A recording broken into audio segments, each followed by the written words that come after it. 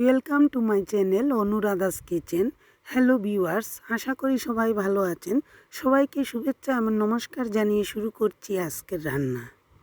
মাছে ভাতে বাঙালির পাতে যতই মাছ, মাংস বা ডিম থাকুক না কেন, ডাল না থাকলে সেটা অপূর্ণই থেকে যায়। এক বাটি মুসুরির ডাল ভালো করে ধুয়ে কড়াইতে মিডিয়াম আঁচে 10 থেকে 12 মিনিট সময় ধরে ভালো করে ফুটিয়ে নিয়েছি। মুসুরির ডাল যত বেশি ফুটবে ততই খাবারের স্বাদটা বেড়ে যাবে। মুসুরির ডালে রয়েছে প্রচুর পরিমাণে আমিষ এবং ফাইবার, যা আমাদের জন্য খুবই উপকারী। যে কোনো ডাল ভালো করে সেদ্ধ হওয়ার জন্য প্রথম দিকে কম জল দিয়ে কম আঁচে রান্না করলে ঢেকে দিয়ে সেটা খুব ভালো ফুটে যায়। এবার আমি 2.5 গ্লাস পরিমাণ জল দিয়ে তাতে ছোট চামচের 2 চামচ হলুদ এবং 1.5 চা চামচ পরিমাণ লবণ দিয়ে দিচ্ছি। যেহেতু পাতলা ডাল রান্না করছি, তাই জলের পরিমাণটা ঠিক রেখে লবণের পরিমাণটাও নির্ধারণ করতে হবে। এবার আমি সদ্য তুলে আনা গাছ থেকে কিছু কাঁচামরিচ এবং আগে থেকে কুটে রাখা সজনে ডাঁটাগুলো দিয়ে দিলাম। এবার চুলার আঁচটা মিডিয়াম থেকে হাইতে দিয়ে দিলাম। কম তেল মশলায় সজনে ডাঁটা ও মসুর ডাল দিয়ে তৈরি করা এই পাতলা ডালের রেসিপিটি সবার জন্য খুবই উপকারী এবং রোগ প্রতিরোধ ক্ষমতা বাড়াতে সাহায্য করে। এভাবে 3-4 মিনিট জাল হওয়ার পর ডালটা নামিয়ে রেখে দিলাম। কড়াইটা পরিষ্কার করে ধুয়ে নিয়েছি। এবার আমি 1 টেবিল চামচ পরিমাণ তেল গরম হয়ে আসলে তাতে 1টি তেজপাতা এবং 1টি শুকনো মরিচ চিড়ে দিলাম। মুসুরির ডালের সাথে পেঁয়াজটা ভালো মানায়।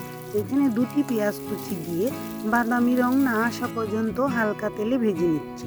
1 চা চামচ পরিমাণ জিরা সেই সাথে হালকা নেড়ে চেড়ে নিচ্ছি। এবার সজনে ডালটা কড়াইতে দিয়ে দিচ্ছি। ডালে চিনির ব্যবহার খুব একটা বাধ্যতামূলক নয়, সম্পূর্ণ নিজেদের বা পরিবারের রুচির উপর নির্ভর করে।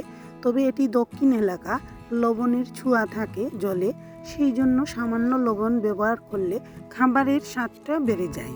সজনে ডাঁটায় অলৌকিক শক্তি রয়েছে, যা আমাদের জন্য সবসময় খুবই উপকারী। তবে বিশেষ ক্ষেত্রে যারা ডায়াবেটিস বা উচ্চ রক্তচাপ অথবা স্ট্রোকের সমস্যায় ভুগছেন, তাদের জন্য সজনে ডাঁটা মহা ঔষধ হিসেবে কাজ করে।